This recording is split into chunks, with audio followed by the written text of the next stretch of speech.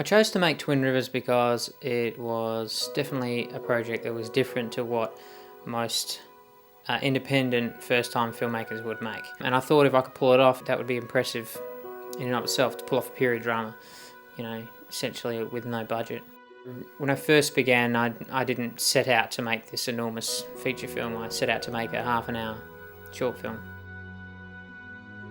The germ of the idea came from a road trip from Adelaide to Melbourne with my mum, and she started talking about her grandmother, Alice Norton. My mum said that my great-grandmother had done this trip, Adelaide to Melbourne, twice during the Depression on a horse-covered wagon.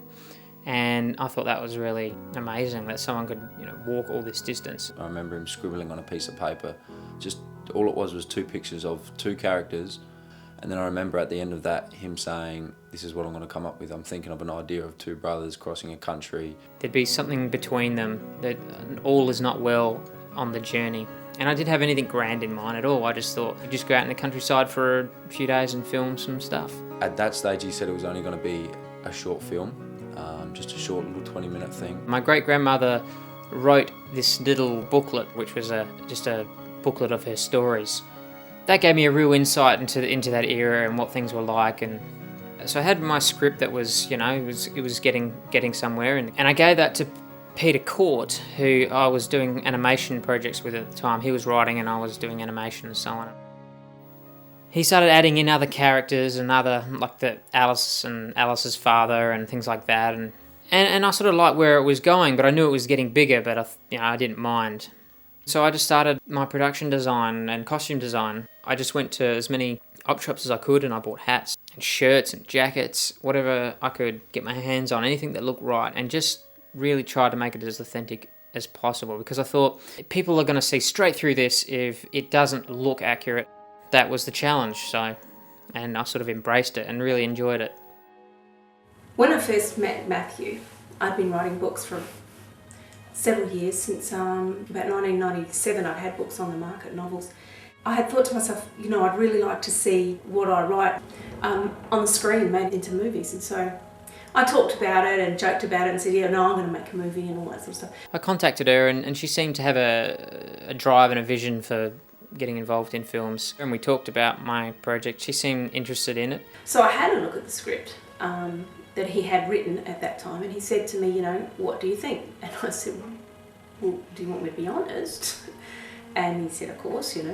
It was going nowhere. It appeared to be a nothing sort of story, and I said it needed a bit more. Well, for a start with, I said you need a touch of romance if you want to broaden your audience.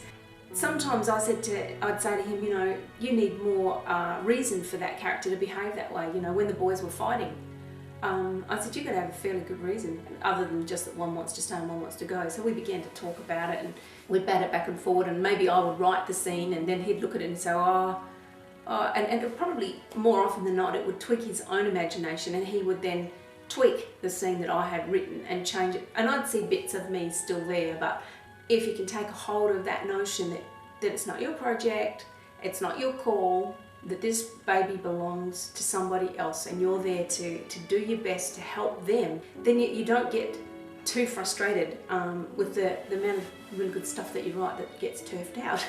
All the time we were just constantly changing the script, adding new scenes, adding new characters, adding new layers. I think we might have done 24 drafts, maybe more, I don't know. We did a lot of drafts. And over a period, maybe about 3-4 years. We never started filming with the final script, which in hindsight was, not a good thing.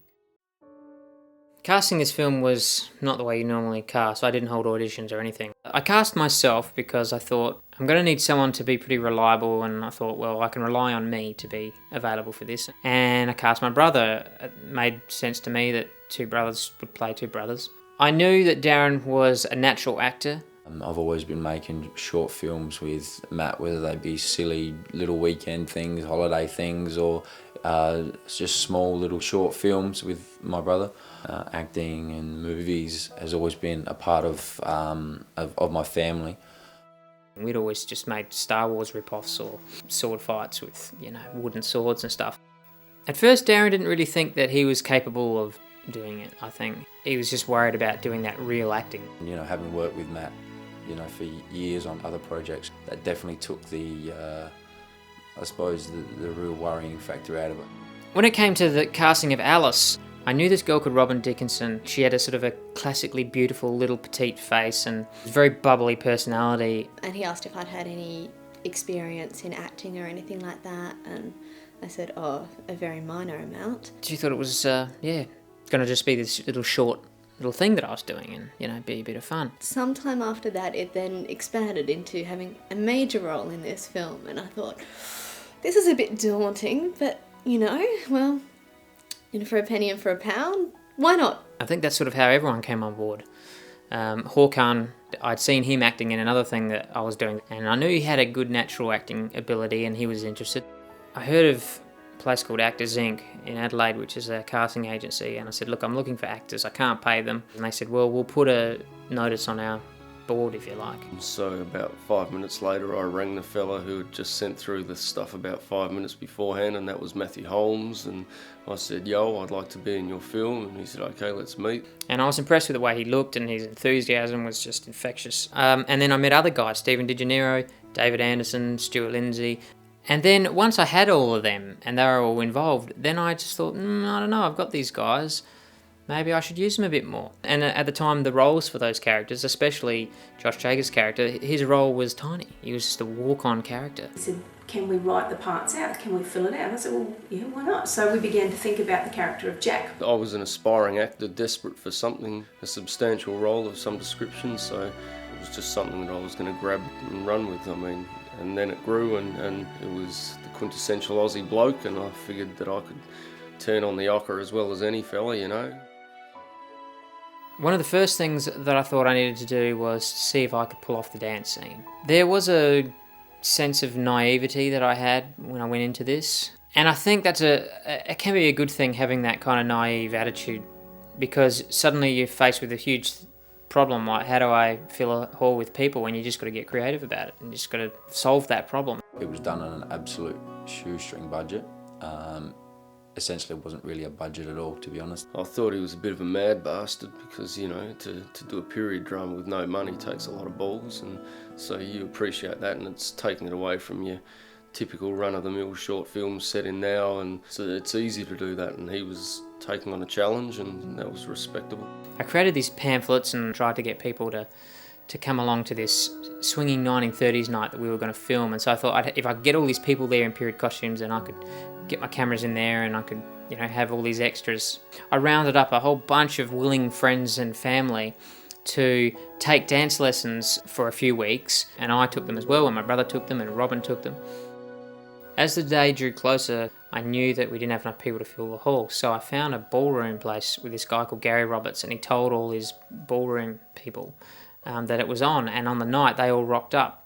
And it just filled the hall and made it really, really good. It was really a bit like a party, but a bit staged, a bit like a costume party that was staged, and it was a lot of fun. Longer and more tiring than I quite expected. I don't think I ate barely a thing the whole time. I was just running on adrenaline. We had so much material, I'd boarded everything, really, really planned it meticulously, but we're really just finding our feet, and I was really finding my feet, and a lot of things didn't turn out really the way I wanted them. And we didn't even get much of a lunch break, and I was the band leader for that. See, we were shooting in the direction of the band the entire time, so every single shot that was happening on the stage would see the band in the background. So no matter what was happening or who was called, I was always needed. So I thought I'd just keep things alive and interesting by doing farting noises on the trombone. I got really good at it. Actually, Matt never really complained. I mean, that trombone really bugged him. There was one comment made during the shoot.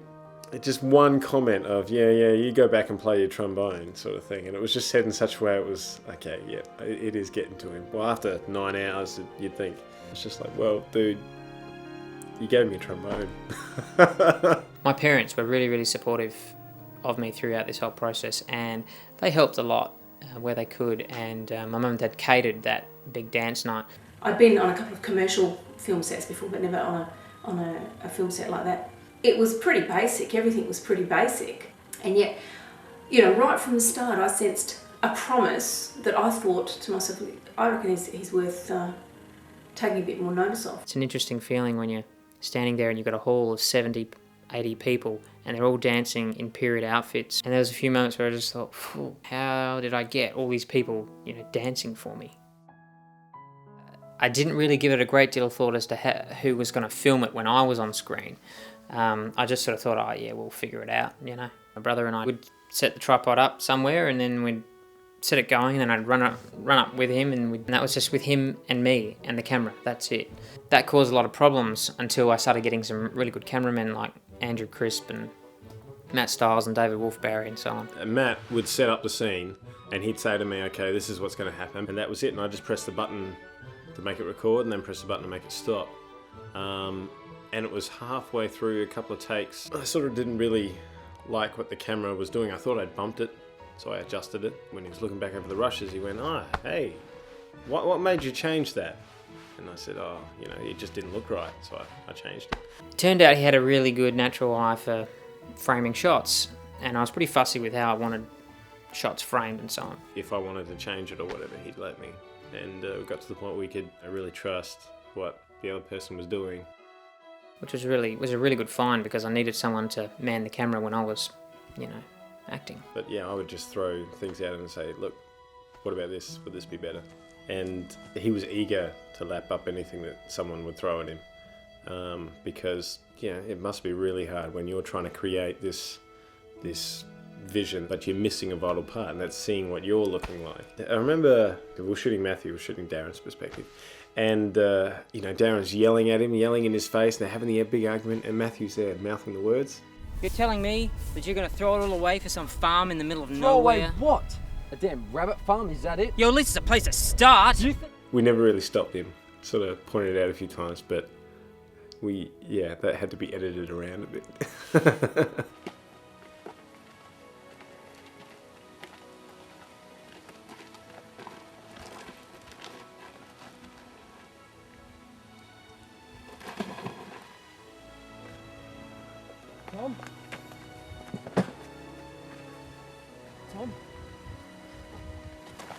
It was really good. Yeah? And I loved your actions were really panicky and really concerned. That's what I like to It hear. was good. I like it.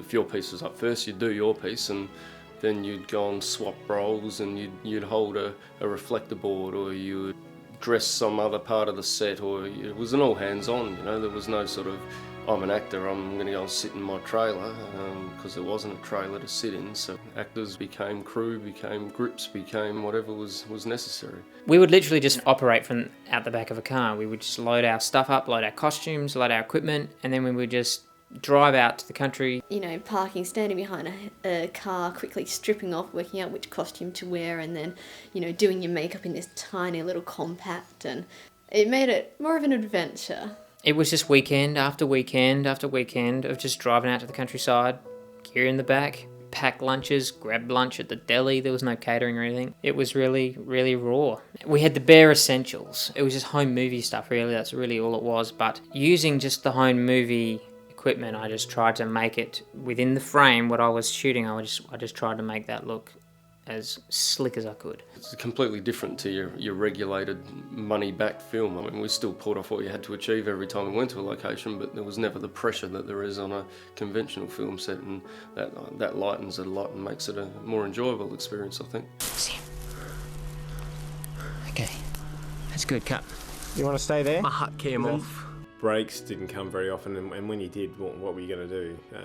So it was get out there, get the job done, and get home. A lot of the time I was surprised by how boring those days were and how much time there was just sitting down in between and waiting for lighting to be set up, and if the sun went behind a cloud. Like, there was a lot of tedium, but never enough time to actually get anything else done. Sometimes, especially in the summer, I found it tough to keep going. Matt he pushed us, but he made sure he did everything else as well to keep us going, give us the energy and the drive that we needed to keep going. Sometimes I did find it quite hard. He just works at a pace I can't match.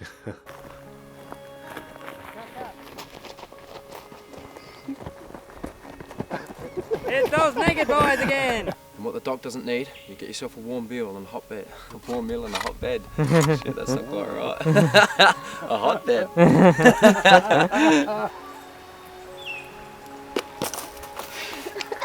Excellent!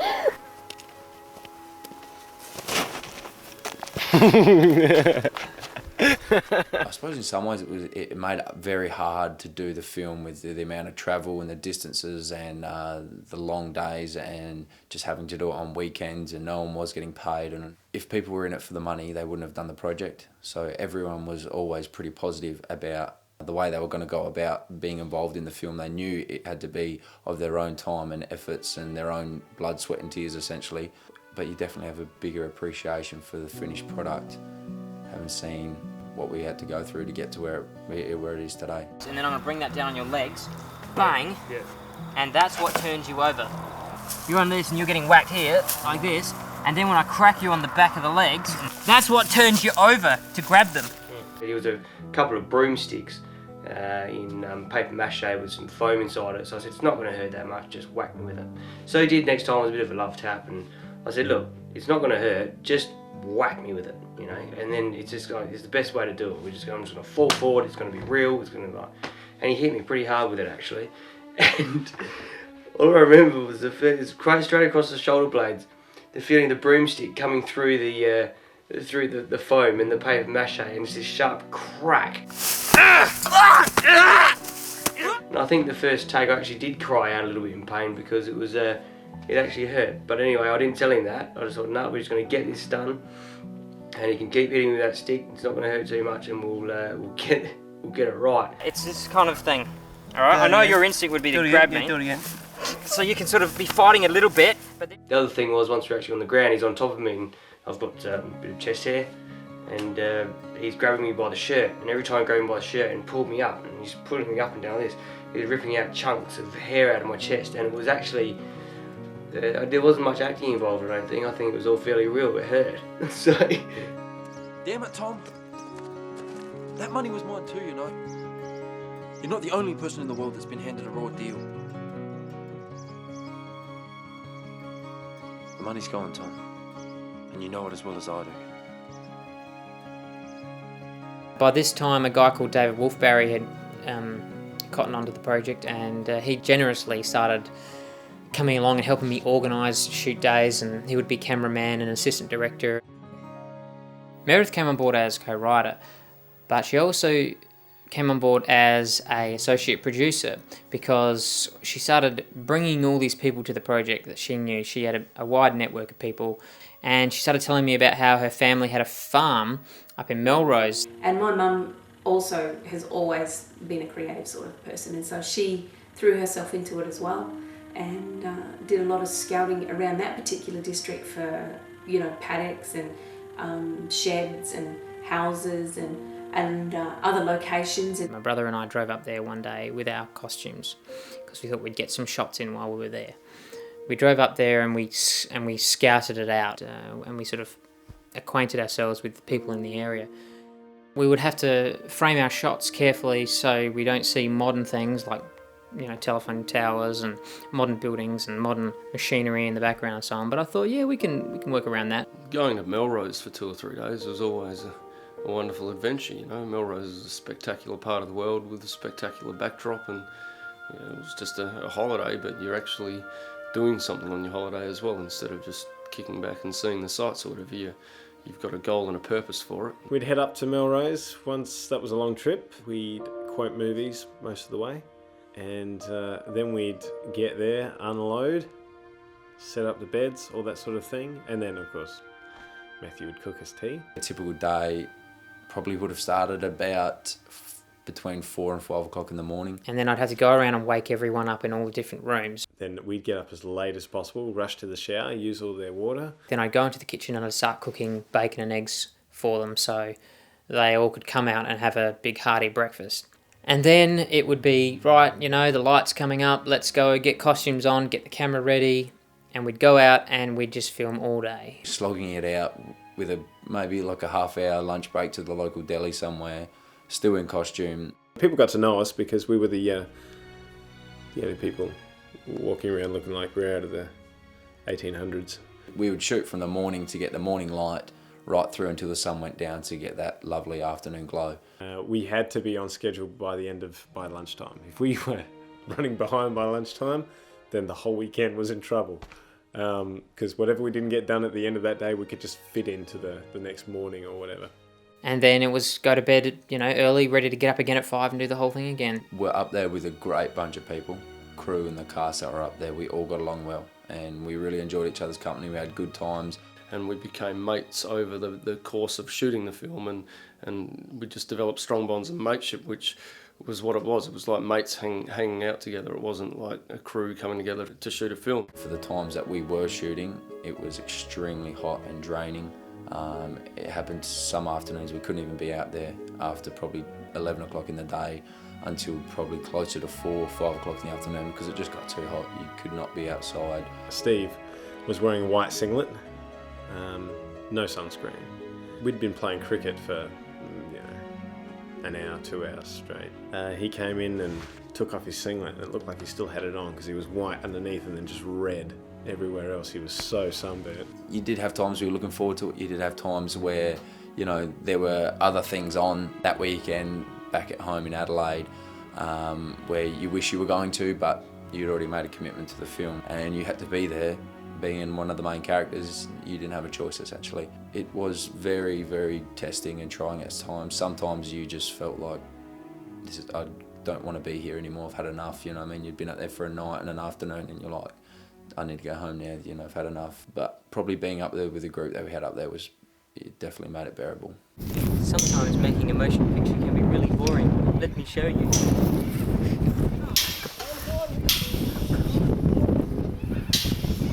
And the victim of their ferocity, a power tower. When people are doing things for free, you've got to put up with, if they're a bit tired or a bit grumpy or a bit slack or playing around, you can't get mad at them and get angry and go, guys, get on with it or anything like that. I had to be the driving force behind it. I was always getting people going and I always had to keep morale up and keep a happy persona up. I'm offering him a chance to earn a decent living. Yeah, that's just crap. Line. Yeah, the dancing balls, I remember. Cut. You need to put your hand in, man. That's right. Okay, try to keep your face less hidden, Josh, with your cigarette. Yep. Well, perhaps you need to learn your lines. I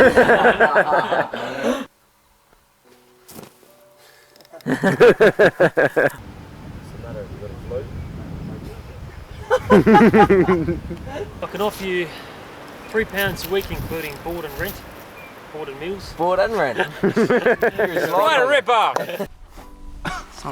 I'm sorry. I've matches and That's lit and everything, man. I spent the first 9 years of my life in a woodhut before my widowed mother died of I'd never heard of that disease.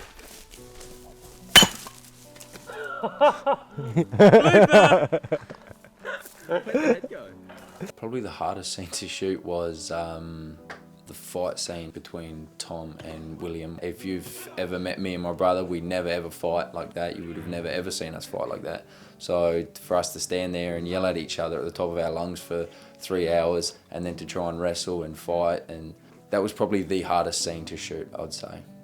No, I don't want a part of it anymore. Hold on. Rip. I thought of my trousers. Wake up to the world. It's not going to work. Yeah, well, at least you know your lines. Not really. What makes it your decision anyway? We are not starting again. We are starting again. Okay, here we go. I'm staying. Oh, shit. Oh, come on, continue. What is that line? I get so mixed up. I can't handle him walking up with me like that. I can't, seriously. Laugh, I don't know, man. It just looks weird when you walk back to me like that. You're the one that decided to leave Mum for some drink 500 miles away and say it you. Then what? It makes it all. You look down on them like you're something special, but you're not! Sorry. And then while we're driving home, everyone would still be in costume. So that as we're driving home, Matt will go, hey, there's a nice spot, and we'd hop out and we'd do a pickup scene or something and shoot something. Somebody walking around. There's just lots of walking. Sometimes we'd shoot sleeping scenes. If it was the sunset, it was a really nice sunset, we'd get out there, just in the last bit of light, we'd shoot someone sleeping. So it was walking and sleeping. I needed to have a workers' quarters for the sheep shearers. I couldn't find a location anywhere that was suitable for a sheep shearer's quarters. Most interiors of buildings have been modernised or whatever. But I did have an opportunity to shoot in a studio. Where I work at Anifex, they have a sound studio that we use mostly for animation, but it's big enough for larger sets. I got permission to use the studio free of charge and set up a small square set that I could film all these interior scenes in. So I had a few days to set it up, a week and a bit to shoot in it, and then I had to have it all torn down before everyone came back to work again in a couple of weeks' time. I had some help from some workmates who just said they'll help me do some stuff, help me paint the floors, help me paint the walls. But I needed to furnish the thing. So I just scoured as many secondhand stores as I could to find furniture that I could afford. I rented some stuff, and I drove around areas that had hard rubbish, and I would just load up as many things as I could find. Doors, window frames, beds, pots, pans, steel containers, anything I could. So for 2 weeks, non-stop, we just shot. And then by the end of it, we had to pull it all down. Give that one a shot, see how that... Because I can sort of be turning away as I go. I told you it wouldn't be long. Do you know what I mean? I can turn into action as I'm finishing that line. And just bound off the lines, just listen to what people are saying, have a drink, but look happy. You gotta look happy.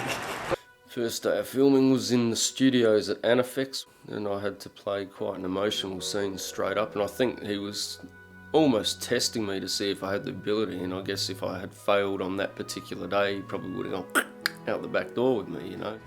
Jack, what are you doing?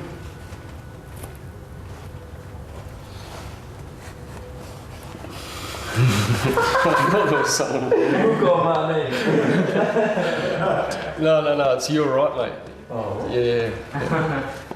It was nice to turn on the tears when necessary. Not that I had manly tears welling in my eyes. None of this, tears rolling down the cheeks stuff at that point, because Jack's like that sort of bloke, that was probably the most challenging acting I'd ever actually had out of all the short films I'd done, out of everything I'd done in my time. This was the greatest challenge I'd faced in testing my acting abilities. But I mean, it was really tiring on everyone. It was hugely tiring on me. I had to basically run the place, set it all up, break it all down, do all the lighting, and the actors would have to come along and spend their holidays shooting these scenes.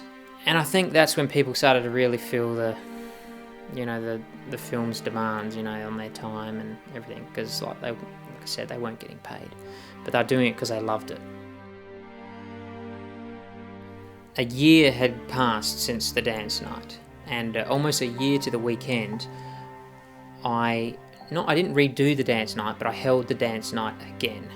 And it had cost me about $1,000 last time, and it cost me $1,000 again. But instead of doing it over a day and a night, I just did it over one night for the second time round. Because I just wanted to take the dance scene in a little bit of a different direction. I needed more footage, and also I wanted to do something that showed the brothers' camaraderie. I asked back as many of the people who did it the first time, but by that time I'd gotten into social dancing myself just because I enjoyed dancing from what I'd been learning, and I knew all these other dancers now, and I asked them to come along and be involved. And I asked my dance teacher to choreograph a little dance number, and she generously taught us this little routine that we could dance together. And so Darren and I started, spending our Saturday mornings learning how to do this dancing. And my brother was really into football and things like that, and but somehow I managed to get him to go to dance lessons on Saturday mornings, which was good. We're in Sean Tim's recording studio, and it's September 2005, and we're recording the band, so playing the songs for the dance scene. So they're all out there getting all mic'd up and everything.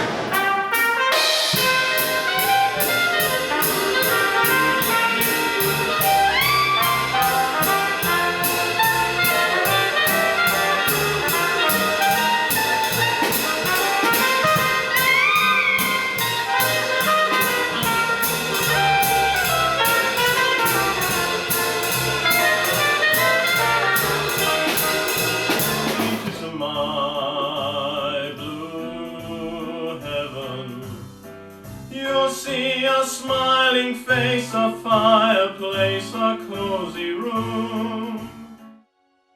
I needed a town now, and I had no money to build a town, and you couldn't use any towns nowadays because all towns in the country have been modified in some way. And about 25 minutes out of Murray Bridge, there is a historical village called Tailem Town. I'd been there years and years ago for a school tour when I was in primary school. I looked it up on the internet and spoke to the guy and said, you know, I'm making this film, would you be interested, could I come and film around the buildings and so on? And I went up there and scoped it out, and it was terrific. Tailem Town had just what we needed. At the second dance night, there was this guy who came along. His name was Robin Smith, and he had this really good vintage suit. And I asked him where he got it, and he said that the Murray Bridge Plays and Singers that his ex-wife ran, they had a big costume store up there. I got in contact with them, and I spoke to this woman called Wendy Danforth who ran the place, and she seemed really interested in helping out in whatever way she could.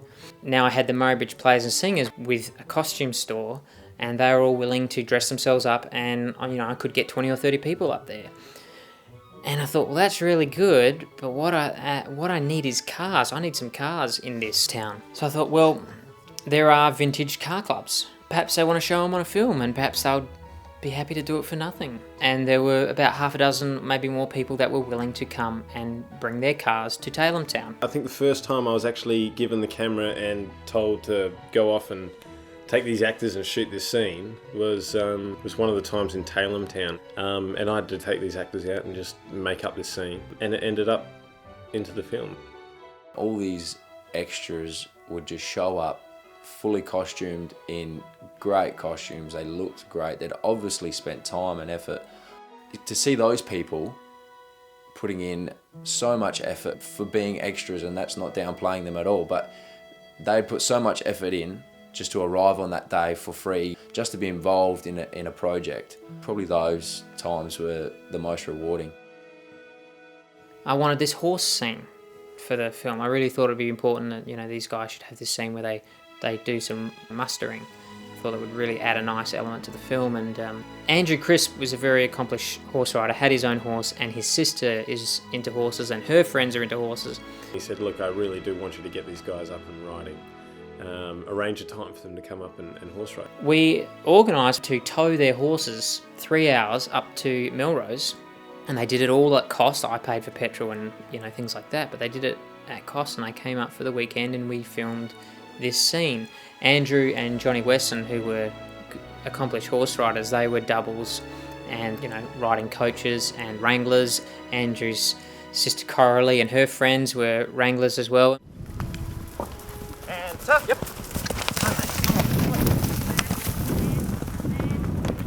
Well, you're sort of coming through here, Yep. around here, and then around that tree, I reckon. Cool. Yep, that dude. So once we hit this big tree here, you've got to hook it back that way. Yep. I was going to run, there's a massive hole there. Oh, hold your shit. Oh, thanks. We were right, dude, weren't we?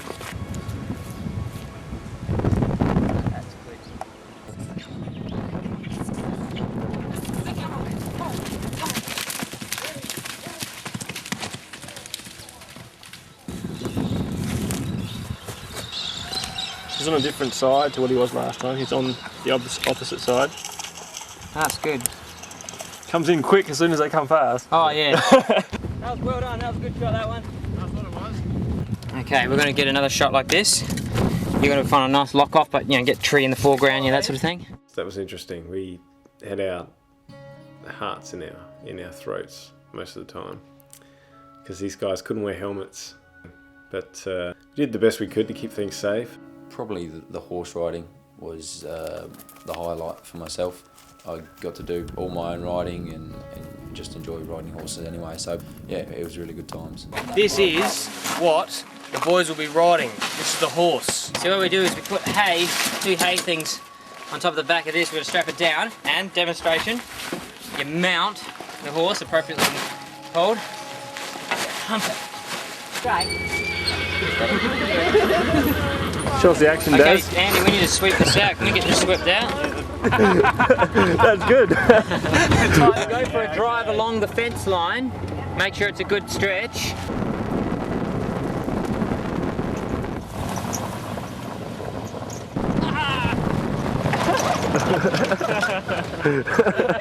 We didn't use a lot of it in the film because you can tell it's fake if you show it for too long.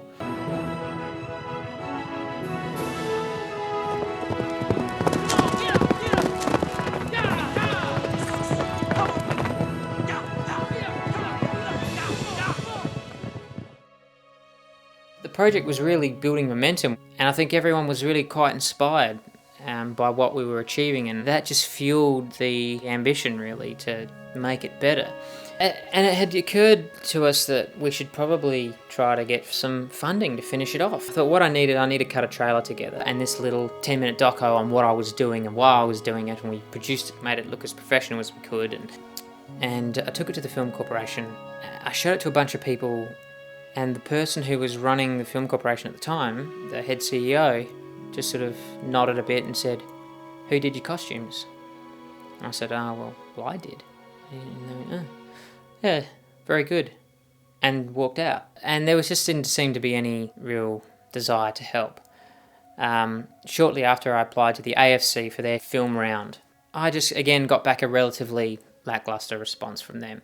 So it seemed pretty apparent that we weren't going to get money from the film corporations, the national or the local, and we couldn't find a investor who was willing to put up the money either. I saw Matt get discouraged and ready to give up maybe about 3 or 4 times because somebody would say, hey, yeah, I am interested.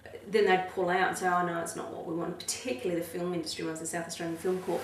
You always hope that the bigwigs will help you out, but generally they're pretty cemented in their ways and their ideals and their dreams. You know, you're busting your ass, doing your best, and you're constantly hitting a wall of no money, no funding, and you just sit there thinking, what do you have to do to try and get this off the ground? I never doubted that it wouldn't get finished. I mean, there was just too much emotion invested into it by people, and there was no way that Matt wasn't going to get it finished. He had so much support from people like myself and others who said that we're there 100%, but financially money wouldn't come through. It was lucky that the times when he was discouraged I wasn't. I said, come Matt, we can do this, you can pull through this, I believe in you, you're going to make it. People like Darren and Robin, they wanted to get on with their lives and they were wanting to do different things with their hairstyles, but I was always asking, can you not cut your hair, or can you keep it long, or can you not dye it that colour? Every time I thought, okay, that's it, we've done the last scenes, a few months later I'd get a call from Matt saying, hey Robin, what does your hair look like at the moment? Then the very last time I got a call, I actually had dreads in my hair, because I really, really thought we were finished at that time. As it started to drag on, you started to think, do I have better things to be doing here or not? I remember my friends going, you're still doing that? Is this a different one? Or is this the same thing? And I'm going, yeah, it's the same thing. You just had to sit back and go, well, this is the way it has to be done, because there's no one willing to help, so you just sit back and wait. It never seemed to be getting to the end of the filming. There always seemed to be so much to do. And to make it worse, we were reshooting things that we'd shot a couple of years back because the material we were producing now was of a higher standard and our acting was getting better. So these scenes, I just wasn't happy with them. So I would go, well, we need to reshoot that. We all got better as time progressed on this film. I think we all improved, whether they be performances that looked amateur or whatever. Some of those scenes we've revisited, 4, 5, 6 times sometimes. Reshot them entirely or added to them, adapted them. Sometimes I did get a little frustrated with that he couldn't settle with what we'd done. But when somebody has got something in their heart, they know what they want. So I just had to live with that and work with it and go, whatever, it's going to be okay. If I had to say he had a fault, it's that he won't let anything be less than perfect. It has to be 100% or not at all. I changed the ending of the film as well. Originally, William goes after his brother and then Tom lets him go back and they make their peace. And I didn't like that. One day it just sort of hit me. Oh, that's what we need to do. We need to kill Tom. He needs to die. That was great. Love that. That was I felt that was going to bring it to an emotional point where it needed to go, to say what it needed to say. I remember getting home one night, and I think Matt just said, go and have a reading. I've rewritten the end of the script. Go and have a read. Tell me what you think. And I remember reading it. I remember having, chills in my spine, the hairs on the back of my neck standing up. I thought, this is the ending that it has to be. One day he rings me up and he goes, I've sent you another ending. And he says, I want you to keep an open mind. Well, I have to say to you, when I read that ending, I couldn't believe how actually devastated I was. For 3 years I'd been working with these characters of Tom and Bill in my head. I've been working with them. I knew them. I knew how they felt. I knew how they responded. It was like I was their counsellor, When Matt rang me and said, well, what did you think? I couldn't talk to him. I said, I hate it. I can't talk about it now. And I put the phone down. I just clang. I like Shakespeare. I like things where people die at the end. That sounds quite terrible, doesn't it? I emailed him and said, look, I think you're right. I think it is the right ending, but I hate it. And I do believe that to this day. It was the right ending. Darren had a hard task. It was a great day for her. Just not a miserable day, but it was a melancholy sort of feel to the day as well. Darren did have his own little system for getting into the mood for that scene. He had some music. I forget what CD he was listening to, but he had a CD. He would just go off and listen to it, and the music on that CD just got him to the point he needed, and then he started. I think that really helped because he's not a trained actor. He's just natural talent all the way through. And I think all credit to him for the way that he caught a hold of that emotion and took it and I think portrayed it. Bit of Vicks on the eyes always helps if you need tears in a hurry, but yeah, it was a good scene. It was a good scene to do. There are a few sad things that happened during the production. One of them was the passing of Wendy Danforth. Wendy ran the Murray Plays and Singers, and she was instrumental in getting all these people involved, and she was really supportive of my work, and a couple of times would slip me some checks. As she was leaving for the set that day, she'd slip me a check for $100 that she and other people had pulled together for me. She was definitely one of those people that I'm indebted to. It was really sad that I couldn't and wasn't able to show her the finished film. Editing was a long process. It took a good year and a half to edit. And I think it was around that time, maybe earlier, that one of the most important people to Twin Rivers came along, and that was Rolf de Heer.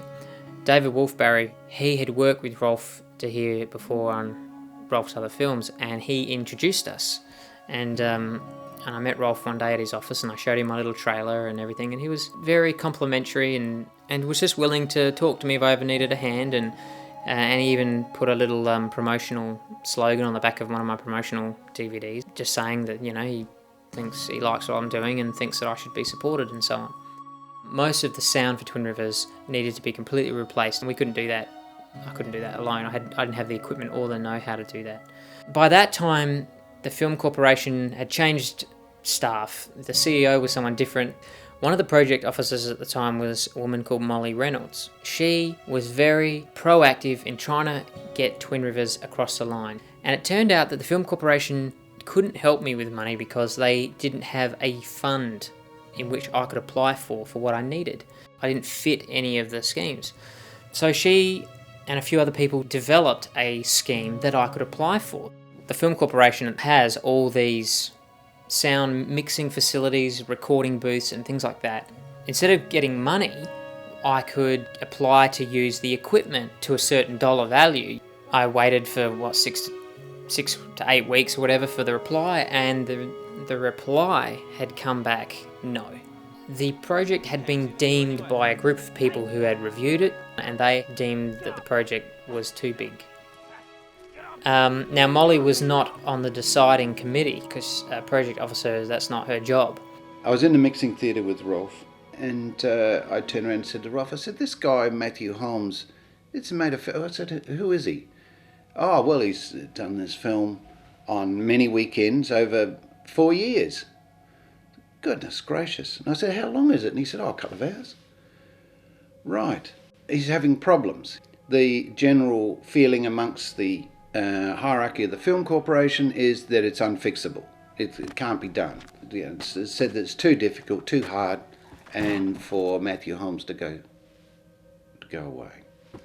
I think after the film corporation had said no, I'd hit a point where I thought, nah, I'm not going to finish this film. It's just not going to happen. No, I was tempted to just leave it and just forget about Twin Rivers, but I'd invested so much into it. I had probably at that time had spent $15,000, nearly $20,000 of my own money into it.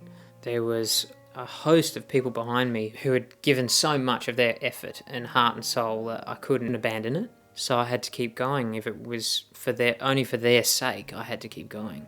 What exactly is the Film Corporation here for? And it's here under the old charter that Don Dunstan set up with Gil Brealey to foster new and young talent that is coming through, specifically aimed at South Australia. And I said, well, this guy lives in South Australia. He's worked his ass off for 4 years. So I was taken aback. Absolutely taken aback. Rolf was always on the fringes hearing about it.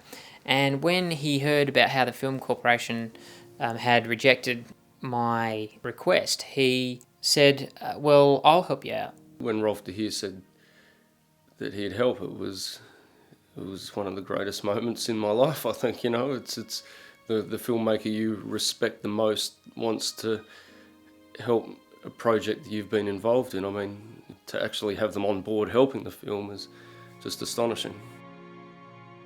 Rolf first asked me and James to go around to his place for a meeting. I think that's the term he used. I thought it would be just some sort of a social thing, but actually it had an agenda, and that was to meet Matt Holmes and discuss the post-production of Twin Rivers. I said, we better go along and see this chap, meet him and find out if we can assist in what way, and at least map out a plan for him. This is something that we wouldn't be doing for money. This is something that we would be doing for a person that Rolf certainly held in high esteem.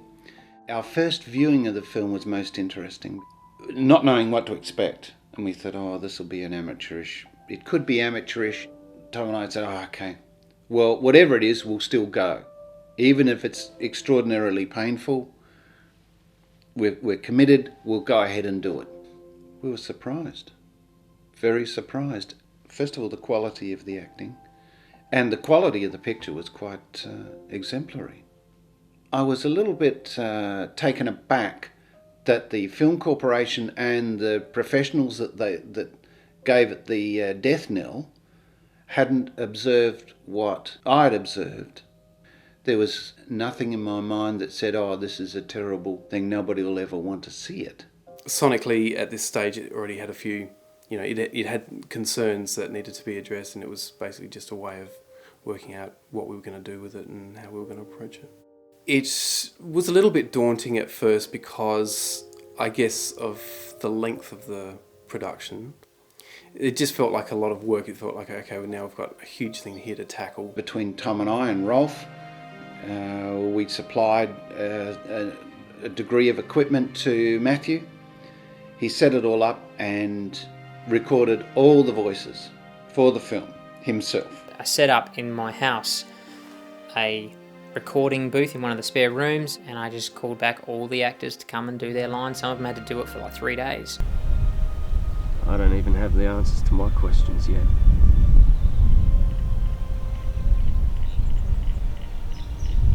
But I know that I wouldn't be here today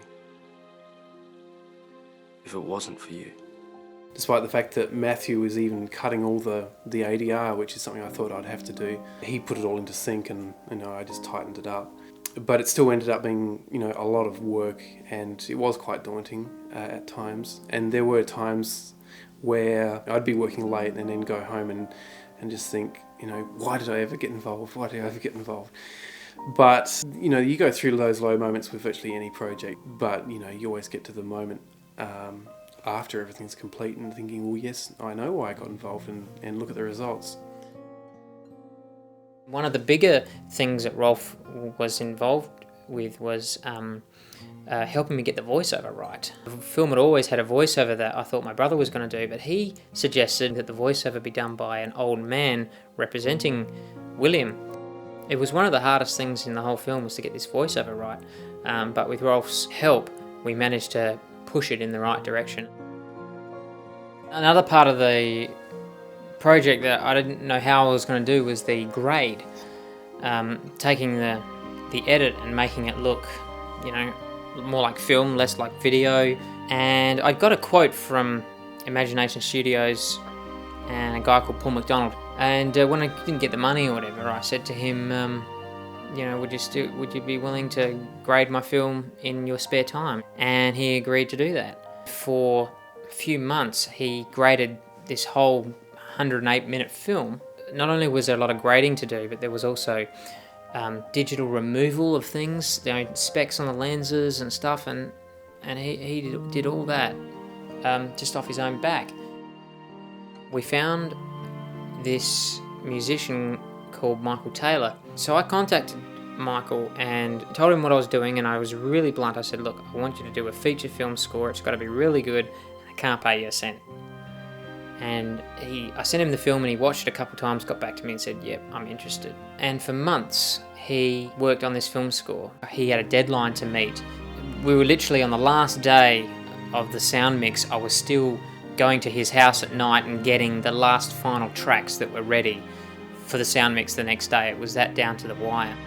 Jim Curry and Tom, once all the sound elements were in place, they did a final mix. At that moment he could walk out of the mixing theatre with Twin Rivers complete. All he had to do then was to get it onto DVD and to play it. The day came where I sent a text message to everyone and said, Twin Rivers is completed. I didn't believe it. I thought he was lying. It just didn't feel right. Like, this was had become just such a background part of my life that the fact that it would finish was almost sad. Matt and I used to talk about it, you know, a fair bit. Was just that one premiere night, that final premiere night where everyone would get suited up, everyone who was involved in the film would be there, and we could sit down with friends and family who, you know, your friends who, you know, wondering what you're doing on these weekends away all the time, to sit down with them and then finally say, this is what I've been working on for the last 4 years. Watching Twin Rivers in the theatre, you know, with a whole audience, that sort of made, you know, the last almost decade of my life worthwhile. I hadn't wasted my time, so. Just the people alone who had worked on the film, if they all brought a friend, that was nearly 600 people. So we packed the cinema out. Admittedly, when you first come on screen, you cringe a bit, and you know, you're seeing your face 15 foot high for the first time in your life. It changes your life a little bit. I honestly probably can't remember the first, say, maybe 5 minutes of the film because I was so nervous. I was obviously excited, nervous, wondering how people were going to respond to it. Ladies and gentlemen, without further ado, I'm pleased to finally present to you the world premiere of the Two Tone Pictures Golden Grade production, Twin Rivers. Thank you, have a good night. I mean, I'm a bit of a wuss. I cry in movies, and it made me cry. And I went, okay, if it can make me cry, then it's worth it, because I don't think a movie's any good if it doesn't. Unless it makes me laugh a lot. All your hard work was finally coming to fruition, and you could watch it and hear people clapping around you. I mean, that was great to feel appreciated. I don't think I saw anyone walking out during the premiere, and that's always a good thing, I think. I was on another film in the Northern Territory and unable to be there, but Tom Hoytzenrader was there, and I said, look at Matthew Holmes' face and tell me that. What did his face say? I've done it. I've completed it. And he's realised his responsibility and debt to the people that worked on the film for nothing. A lady that I was acquainted with The film finished and we were all in the lobby having a glass of wine. And she walks up to me and she goes, "Johnny, I can't help it at the moment, I just hate you." And I said, "Really, why is that?" And she goes, "Because you ruined those boys' lives." Right towards the end when we were doing the sound, my great-grandmother, Alice Norton, passed away. Fortunately, my mum was able to take a rough cut of the film and show her. And I know that meant a lot to her. She was really pleased and she was really happy with the message, and but also with the way it looked, and how she said it. Doesn't it look just like what it was like? That's what it was like back then, you know. And I'm certainly glad that she got to see the film. In the words of Lamal, it was the never-ending story, but it ended in the end, and we're here now, and you know, and it just blows people away even more when you say this was shot over 6 years. They go, "Whoa, you know, how did you do that?" A project like Twin Rivers could never be produced by one person. And I think Matt acknowledges that he, for some reason, was able to attract a team of workers who stuck with him over a 6-year period. I mean, good heavens. And as a team effort, I think what was produced was fantastic. It shows the blokey side of blokes, but then also it shows, you know, a more emotional and touching side of guys, between brothers, between mates. And I think that's why, you know, a lot of people like the film. They're movies that really resonate strongly with a guy, and I felt this could be one of those films as well, and it is. It's something that can emotionally move people, and it can make people think about things, and you know, those are things that I really want everything I do in my life to be. Films like Twin Rivers embrace the Australia that we once were, which is an Australia I'm really quite proud of. You know, we're not baseball caps, we're not yo what's up, we're how you going, mate, you know, and that I'm proud of the old Australia. So to do a film like Twin Rivers is embracing everything I love about Australia. What comes from this is a sense of fulfilment that we've helped somebody else, and we were part of the conduit that allowed him to complete that project. Opportunities are scarce, are really scarce, and I think, you know, when an opportunity comes up like Twin Rivers, you put everything you can into that. The story of Twin Rivers is definitely in how we made it. That's really what I want to bring to the surface, is the effort of everyone involved, the sacrifice and the commitment of everyone involved. I mean, it's the fabric of humanity to have dreams, and if you can be part of those, then it enriches your own life, everybody else's life that you come in contact with, and I think that's just part and parcel of being a human being, you know.